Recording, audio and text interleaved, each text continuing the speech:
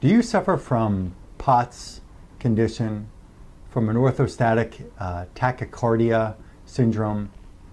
Have you been to various doctors and you've been prescribed possibly different medications to try to assist you to feel better or somehow function throughout your day? Are you also living with a chronic fatigue with this POTS condition? Do you feel exhausted all the time? Have you tried various adrenal gland supplements or various B vitamin cocktails and even like a 5-hour energy drink type of energy shot to try to pick up your energy, and they're just not working? Or maybe they are. Maybe cups of coffee are helping you, but it's not really allowing you to function on a daily basis without these supplements or these other kind of cocktails of kinds that will possibly help you get up your energy. Do you feel nauseous? Do you feel pain in the body? Do you feel, or have you also been diagnosed with a condition which some doctors just throw at people for a painful and fatigue condition they call fibromyalgia, where there may be pain and possibly tingling or achiness that's throughout various areas of your body? My name is Dr. Lonnie Herman, and I'm going to share with you some exam findings and even the results after the patient's first protocol of her symptom changes and improvement in function as we go through this video. And one thing that you're going to gain from this video that I have here, as well as all the other videos that are on my YouTube channel, is there's a common theme, a very common theme about all of these chronic conditions, including POTS, P-O-T-S condition. And that is that there are hidden and chronic infections and toxins which invade your tissues, and they cause these tissues to malfunction. Once again, chronic infections, hidden chronic infections and toxins which invade your various tissues, and they cause your body to malfunction, and they can cause your body to have pain. So it's not as simple as let's just do some kind of blood pressure medication, or let's take a depression medication or an anti-anxiety medication and everything is going to get better. As you probably are aware, if you or a family member is suffering with POTS, you're probably aware of that already. It's not as simple as a med, or as simple as doing an exercise or a physical therapy of some kind. These different practices just don't work. I've got extensive background in neurology and neurochemistry and immunology and endocrinology and cardiology, and I've had a lot of training in these various areas, and I've realized that all of these different methods were not working on patients until I found a certain system and developed it into my own practice, which can help you really get well. Now let's discuss this person, a female who, I believe she's about 30 years old. She was born in December of 1986, so she's almost 30. And today is August 30th of 2016. So this has been, I'd say, this video that I'm making right now is probably 2 months, yes, 2 months since she and I first met. Her original symptoms when we first met, the original symptoms were extreme fatigue. She said she's had flu-like symptoms all the time, and since she's been about 6 years old, she believes she's had POTS since she's 6 years old. She had weekly visits to the hospital. She feels dehydrated. She's had chronic, very frequent migraine type headaches. She's had vomiting, and she's got pain around the body. She has had some regular use of over-the-counter medications. There's been some anesthesia that's been part of her life. There's been some antibiotics in part of her life. And so let's get into what's really driving the condition in this person and what could be driving the POTS condition to continue in your body. And again, I'm going to tell you the common theme that you'll see in all of my videos here: chronic infection, toxin, and what I left out before is electromagnetic stress. There are invisible, seemingly invisible to the naked eye and our senses, there are stresses from the cell phones and the cell phone towers and Wi-Fi signals and tablets and computers, laptop computers, cars, the electric doors, the power doors that open up for us in the supermarket or in the mall. There's a number of different circuit breakers in the home, electrical outlets in the home. There's a number of different electrical stresses which can also cause damage to the way that your nervous system is functioning, to the way your heart's functioning. Okay, but again, when you are loaded with various toxins and infections, it's going to cause your body to malfunction. And if I could start out with this analogy before I share these findings with you, if you could just imagine, your goal is to climb Mount Everest, okay? And instead of just going up or a very tall mountain, whatever it is, you're climbing a very tall mountain, and you've got to be able to carry a 100-pound backpack on your back. You've got a 100-pound lead weight tied to your right ankle, a 100-pound lead weight tied to your left ankle. Well, with those extra 300 pounds on your body, it's going to probably be a bit more difficult to climb that mountain than when you don't have excess weight, excess baggage on your body. And what you do deserve to know is that the American Red Cross did a study back in 2005 in New York, and they tested infants from different hospitals. And they found, when they did biopsies of these infants, brand newborn infant babies' tissues, they found that these babies had over 180 cancer-causing chemicals in their tissues. Over 180 cancer-causing chemicals upon birth. They then studied the mother's umbilical cord, and they found in the umbilical cord blood that baby was just attached to, the umbilical cord blood had the same, and in some cases more than 180 cancer-causing chemicals. So this proved that these infants were already born toxic. Whether they were functioning normal or not functioning normal, that's another story. But the point is that babies, when people think the baby is functioning normal reflexes, normal temperature, normal feeding periods, normal sleep times, and so on, the baby could already be so toxic, so you're thinking that the baby is functioning normal when really it's not as optimal in function as what it could possibly be. And so what they didn't do in the study, which would have been very interesting, was to test different tissues in the baby to find if there were different kinds of infections that could be transferred through the umbilical cord. That doesn't mean that the mother was a dirty person. That just means that the mother could have picked up infections like streptococcus bacteria, staph infection, E. coli, different viruses, and these all can be passed through the umbilical cord to the infant that's just being born. And the baby's already born with infections and with toxins in their tissue, so they never work normal. So here's a girl who was functioning with a POTS type of flu-like type of symptom expression since she was 6 years old. Now, we performed a very thorough consultation. I got some bits of information. I don't have to go into that now, but I want to share with you some really interesting and amazing kind of examination findings for this patient, and then I'll tell you what her improvements were after her first month, and as we get into the second month protocol, which she's following right now in this month of August, getting into September. So there's a system, there's a tissue or a set of tissues in your body that's known as the reticuloendothelial system. One more time, reticuloendothelial system. I'll put the words up on the screen here and right next to me here, and you'll be able to understand the reticular fibers in this reticuloendothelial system. The reticular fibers are fibers that exist inside that make up, literally, they make up the bone marrow, they make up all of your lymph, and they make up your organs.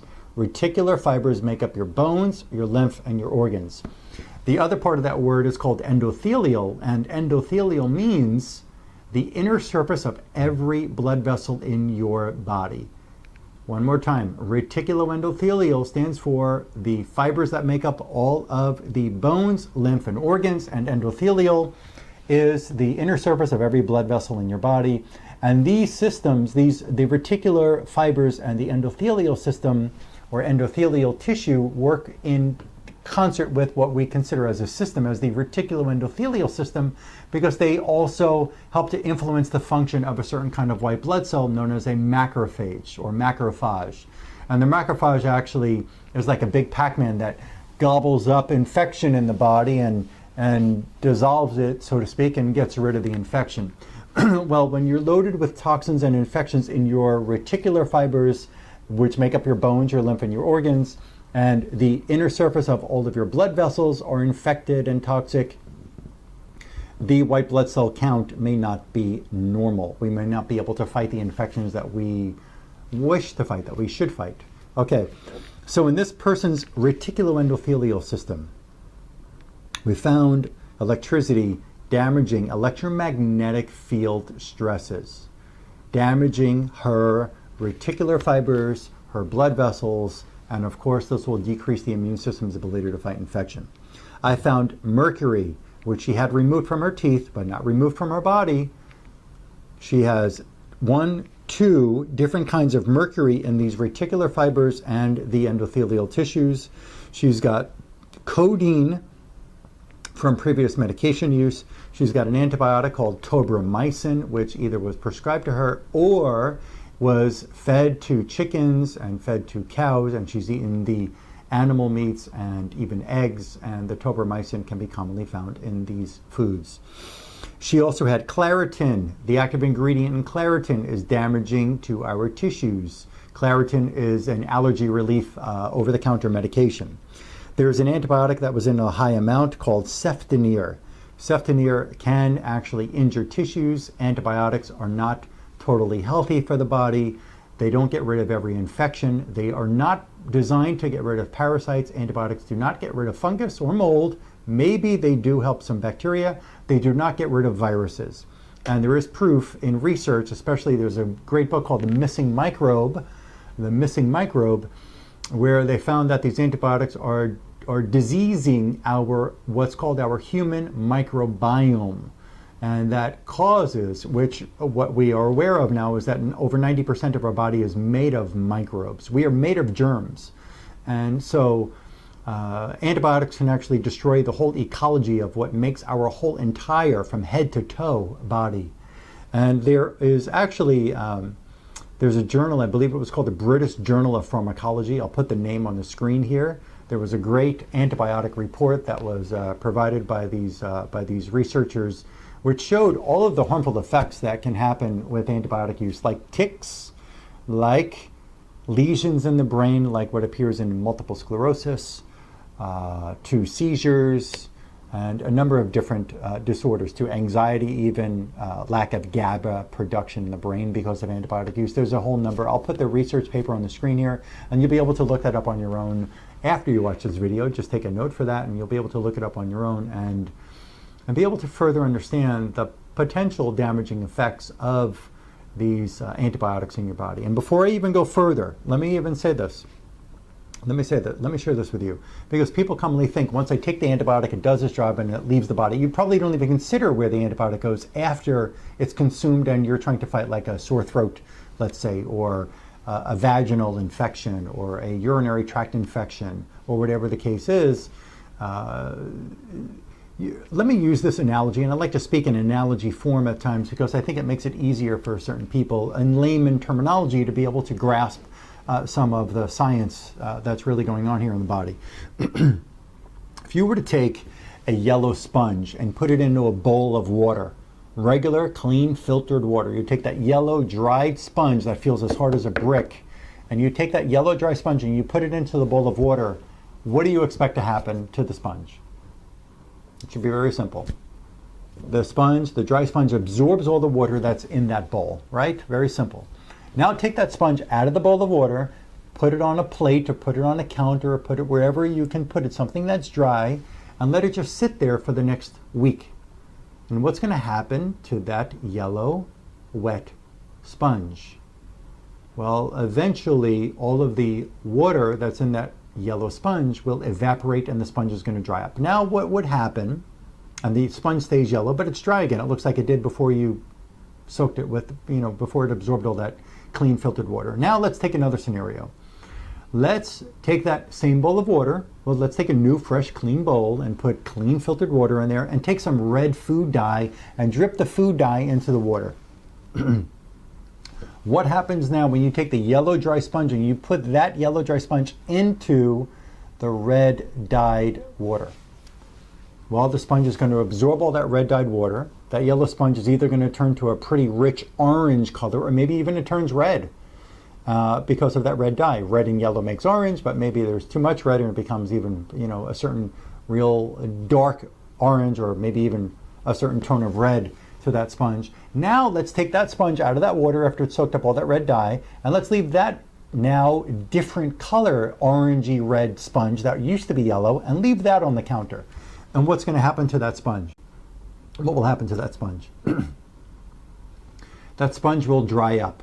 The water will evaporate, but in this case, the sponge does not return to its original yellow color, does it? That sponge will now stay like an orangey or reddish tone because the dye changed the yellow sponge's color into that orange or red tone right now, or tint or color, right? But it's dry again in a week or 2 weeks later. That sponge is totally dry, but now it's changed its color. I'm using that analogy to help you understand. You take an antibiotic that is harmful to the tissue. Maybe it's going to help kill the bacterial infection, but that antibiotic can actually get absorbed into the fibers that make up your tissues, just like that dye that was in that water that filled into the sponge. When the sponge dried up, it was a different color. When the bones, which are a sponge, they absorb the antibiotic residues, they absorb these chemicals, and these chemicals can actually harm the ability of your bone marrow, of the fibers that make up your bones and your lymph and your organs. It can cause harm in their ability to function the way they're intended to function. So getting back to her findings, there was an antibiotic found in her reticuloendothelial system called ceftonir. There was another antibiotic called Cipro I found in her reticuloendothelial system, very dangerous antibiotic. She had anesthesia chemicals, which are very neurotoxic chemicals in her reticular fibers and her endothelial tissues. She had tetracycline, levaquin antibiotics in her reticuloendothelial system, damaging it, damaging the immune system, damaging all the tissues. Just think about this. The body's being weighed down, like I talked about that, walking up a mountain with 300 extra pounds on your legs and your back. Her body's trying to function the way it's supposed to function, but it's absorbed all these different toxins, and these toxins are causing her to function as if she's got 300 extra pounds on her body, so to speak. That's causing her to be weighed down and not allowing her to function normal. Very simple. I hope that makes sense to you. She also had the chemical of the DEET mosquito spray chemical inside her reticular and endothelial tissues, and that DEET chemical has been proven, and you'll see on a research article I'll put on the side of the screen here. The DEET chemical has been proven in research studies to actually, the mosquito repellent spray has actually been proven to interfere with our nerve impulses. It interferes with certain enzymes that assist in muscle contraction.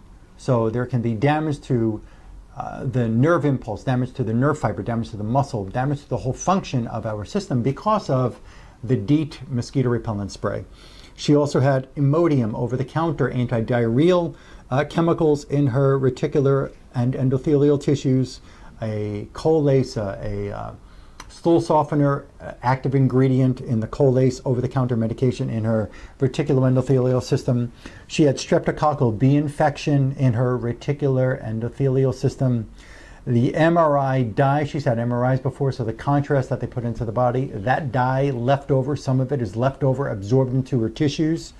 Ritalin absorbed into her tissues. I found the West Nile mosquito virus in her reticuloendothelial system. Mycoplasma bacteria. Mycoplasma, there are several strains of it that can actually be very, very harmful to the human body, that are in some cases drug resistant. And they can just stay in our tissues and feed on us and cause problems in our bodies. I found in her bone marrow.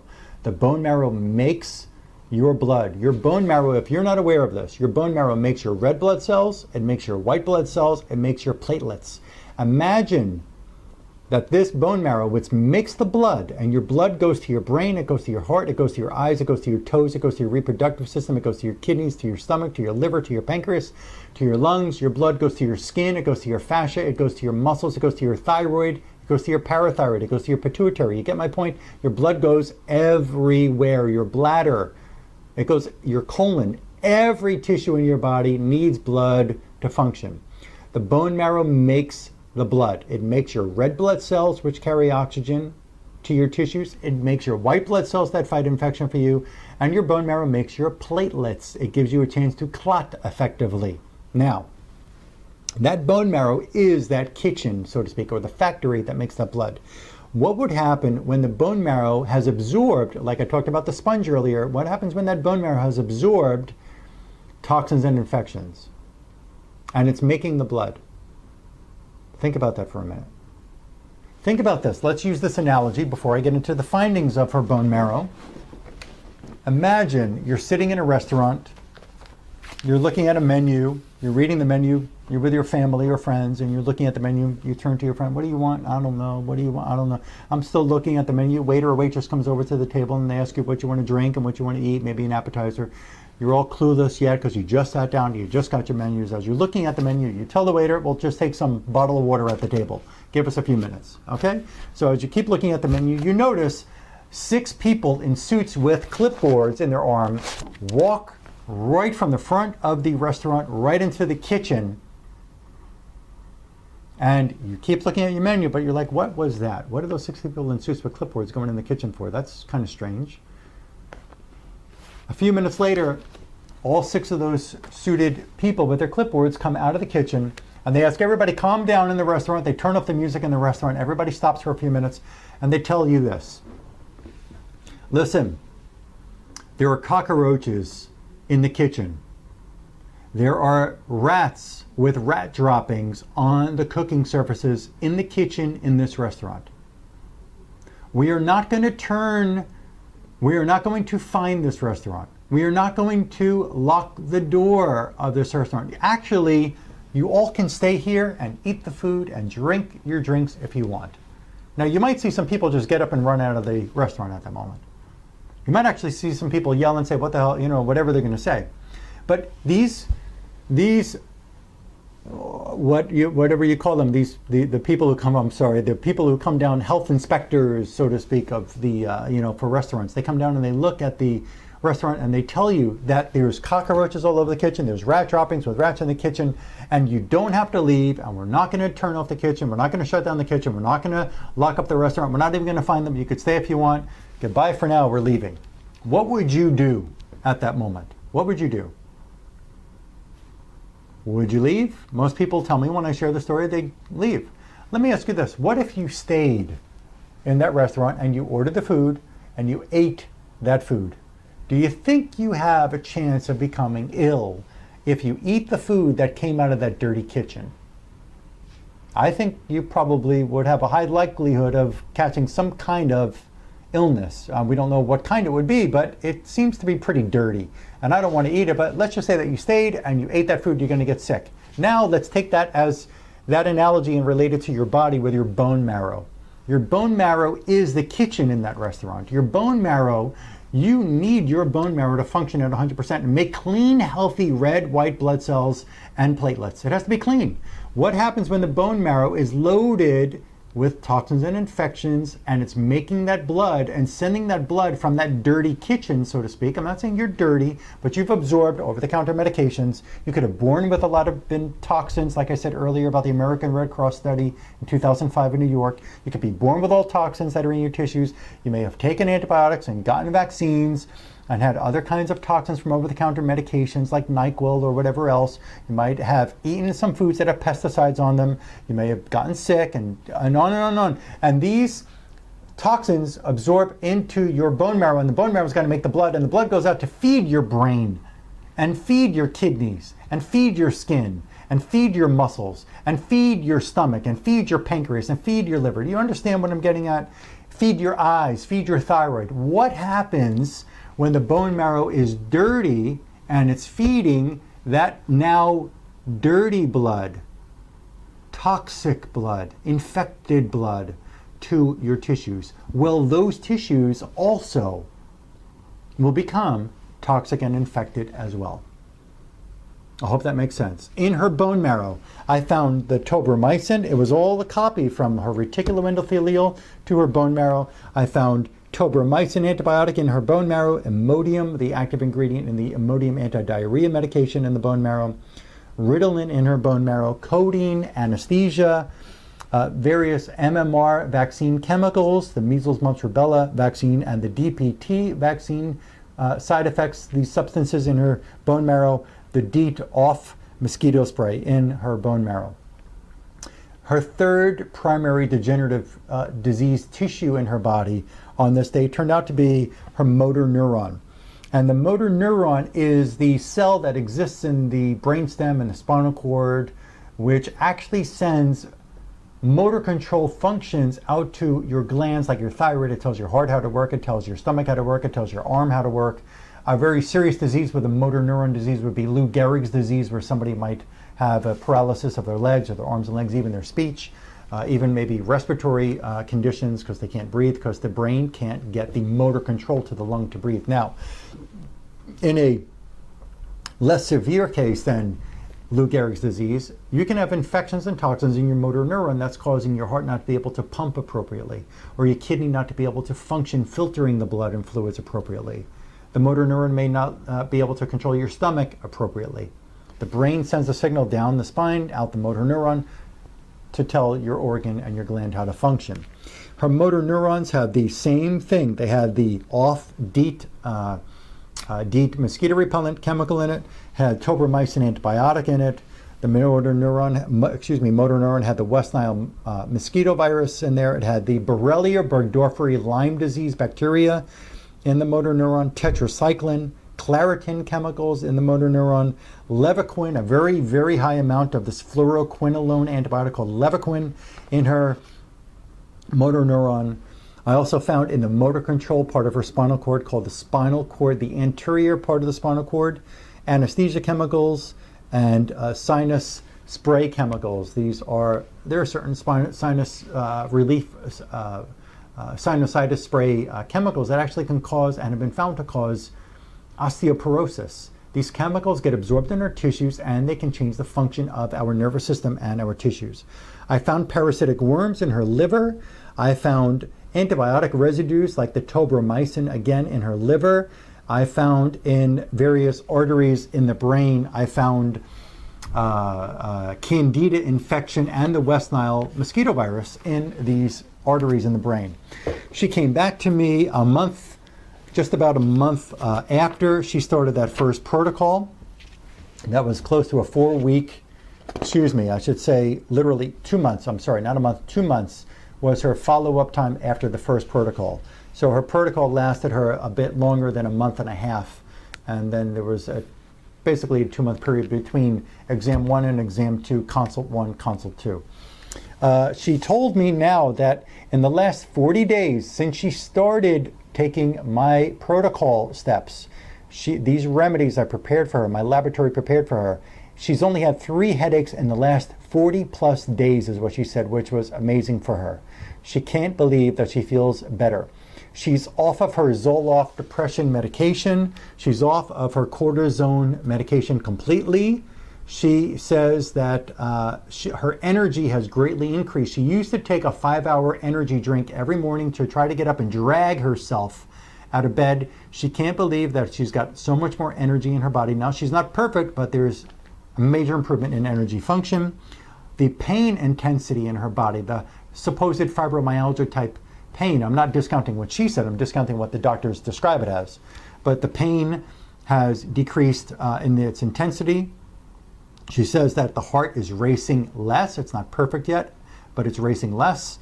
And her constipation, which was pretty frequent, now she can go for 3 or 4 days, bowel movements 3 to 4 days, and then even multiple times in those 3 to 4 days. And then she might have another 3 days that she misses. And so it's a lot more frequent now that she can go within a day and a lot more without any extra help. And it's a lot more frequent now within the number of days in the week that she can actually go to the bathroom. So there's relief in a lot of ways. And there's still some symptoms that we have to deal with. So in her next round, let's discuss these next findings so you can see how in depth we have to be to help you get well, and you can get well.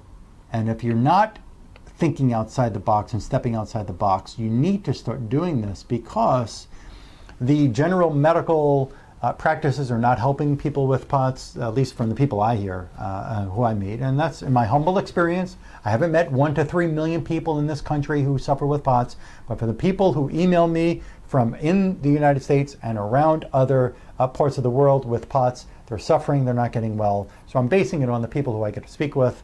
They've tried functional neurological therapies. They haven't gotten well. They've tried physical therapies and they're not getting well. They've tried a number of things and they're just not getting well. They're suffering with this dysautonomia, with this POTS condition. And so in her next exam, August 16th of 2016, and again today's August 30th, her next exam showed that the reticuloendothelial system still had some agents in it. You know, we can't do too much at once. You're not just going to clear everything away from the body that it's accumulated in 10, 20, 30, 40, 50, 60, 70 years.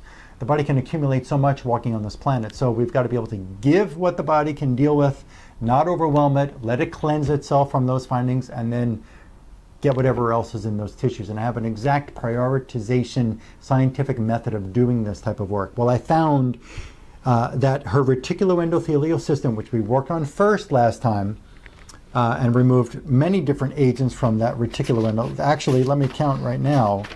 There were 1, 2, 3, 4, 5, 6, 7, 8, 9, 10, 11, 12, 13, 14, 15, 16, 17, 18, 19, 20. 20 different agents in her reticuloendothelial tissues that we got rid of last time.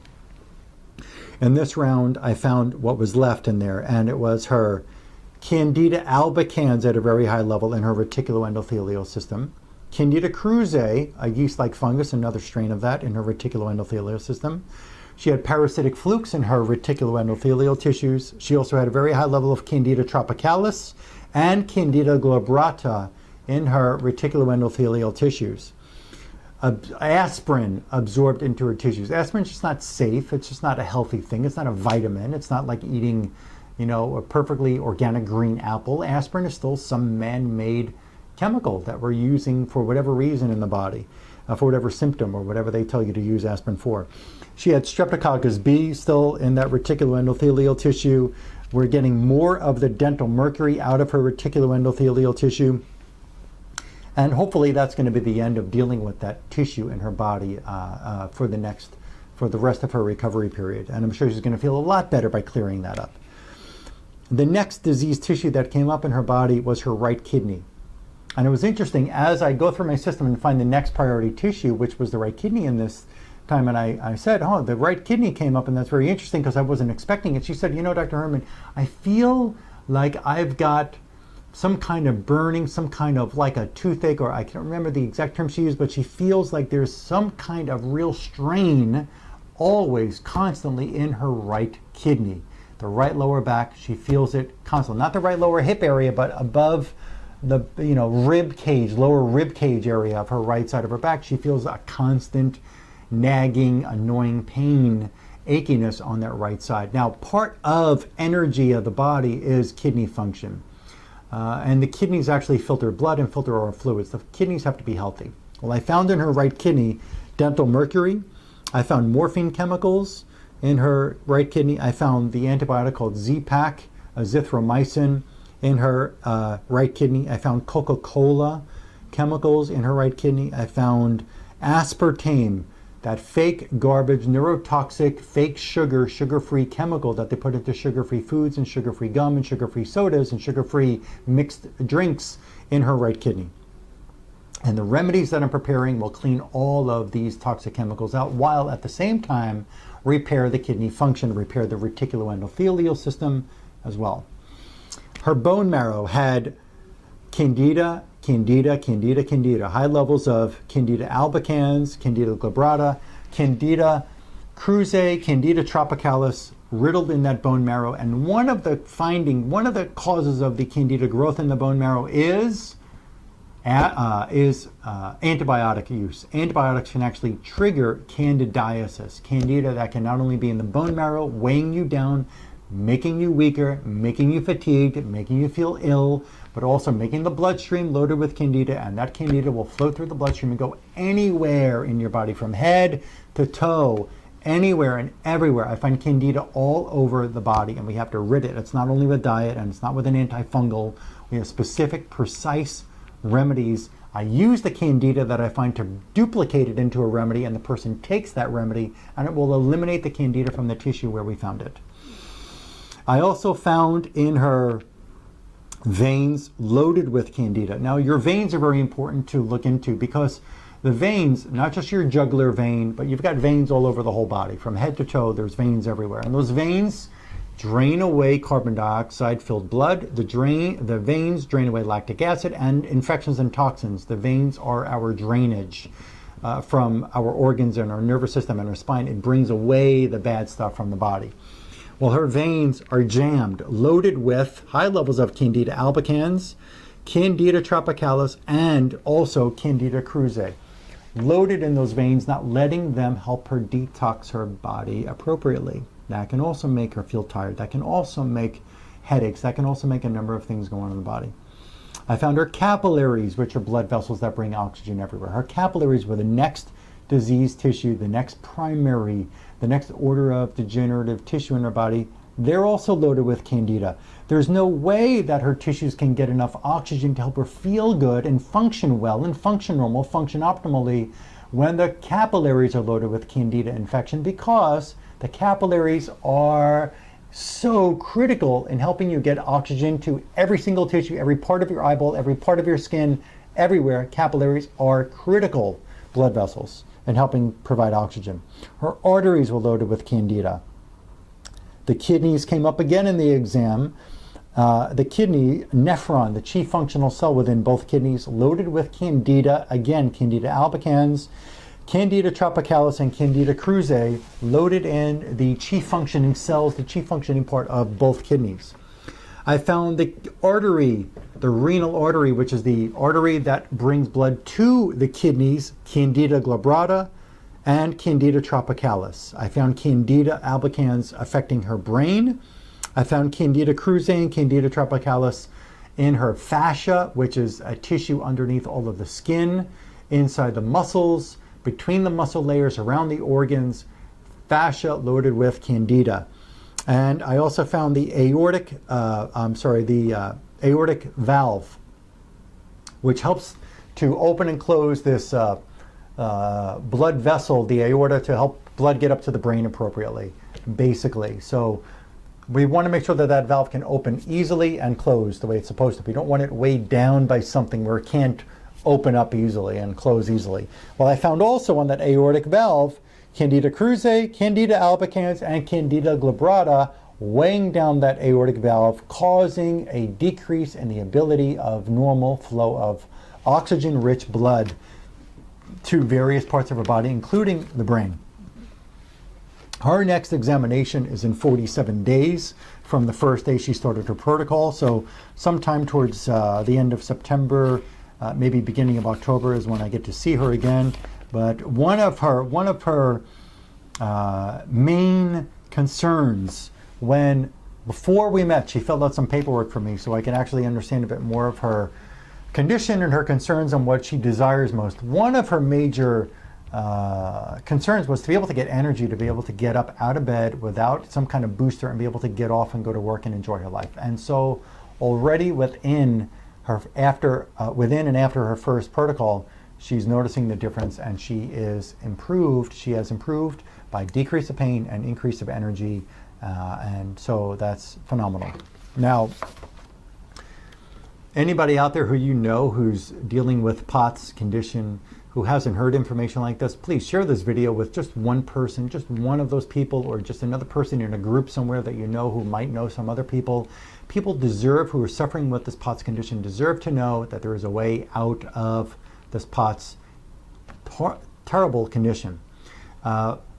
You should like my Facebook page, because there's a lot of information I put on my Facebook page which I have not made videos on. So there's a lot of great useful tips and research and case studies that I share on my Facebook page. You can also go to my Instagram site, or page if we call that, and I put up a lot of information there as well. And subscribe on this YouTube channel, because you could be the first to know when new videos that I put up, which I do a lot of video production to help you understand from not only in testimonials of patients who've improved under my care, but also the kind of unique exam findings that we're experiencing, that are revealed to us in the kind of examination process I do. The very unique bioresonance examination that I provide. I can explain more in detail when you and I get to speak, but be prepared to be able to invest in yourself and really literally figure out what has been driving this condition, so you can finally get well. And I'm here to help do it for you. Again, my name is Dr. Lonnie Herman. You can call my clinic, 954-370-3100. Many people do fly in from out of state. My practice is in southern Florida, right near the Fort Lauderdale Hollywood International Airport, maybe 30 minutes north of the Miami International Airport. So we're in southern Florida. And people, again, they fly into me from out of state and even from out of the country for my type of care. We are pretty booked here, so usually there's about a month and a half to 2 month waiting list. But call and speak to my great assistant. She's very nice. She'll help you get everything set up for your initial consultation and your exam with me. But again, insurance companies, you'll have to invest in yourself with this type of work because insurance companies just don't recognize my type of work. And we've got a great job to do, and you deserve to get well, so you're only investing in yourself, okay? Again, call 954-370-3100, and I really look forward to helping you get well and put an end to this horrible, damaging, life-stealing condition. Let's turn your life around, okay? Thanks for letting me come into your home or on your tablet or on your phone to share this information with you, this very useful information with you. And again, share this information, and I look forward to helping you.